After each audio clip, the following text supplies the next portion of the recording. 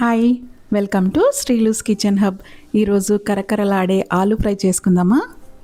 ఈ ఫ్రై కోసం ముందుగా నేను 3 ఆలుగడ్డల్ని బాగా శుభ్రంగా కడుక్కొని పొట్టు తీసేసుకొని చూడండి, చిన్న ముక్కలుగా కట్ చేసుకోవాలంటే ఫస్ట్ ఆలుగడ్డని ఒక 4-5 పీసుల కిందగా నిలువుగా కట్ చేసుకోవాలి. తర్వాత ఇలా మళ్ళీ నిలువుగా కట్ చేసుకొని మళ్ళీ తిప్పుకొని అడ్డంగా చిన్న చిన్న పీసెస్గా మీకు కావాల్సినంత సైజుగా కట్ చేసుకోండి.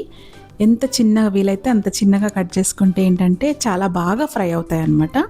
సో చిన్నగా కట్ చేసుకోండి. తర్వాత ఒక ప్యాన్ పెట్టేసుకొని అందులో కొంచెం ఆయిల్ వేసుకొని చూడండి, చిన్న చిన్నగా భలే ఉన్నాయి కదా. ఇవన్నీ ముక్కల్ని అందులో వేసేసుకోండి. ఇలా అన్ని ముక్కల్ని వేసుకొని బాగా కలుపుకొని వెడల్పుగా పరచండి.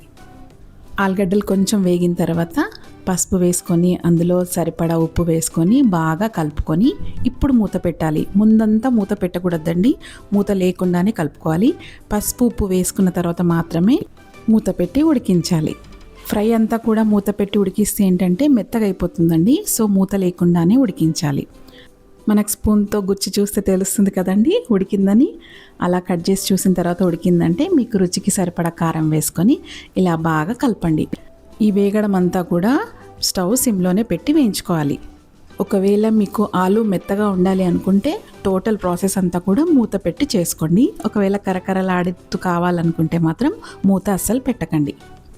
అంతే అండి, ఎంతో సింపుల్గా మన ఆలు ఫ్రై రెడీ అయిపోయింది. ఈ రెసిపీ మీకు నచ్చినట్టయితే లైక్ చేయండి, సబ్స్క్రైబ్ చేసుకోండి.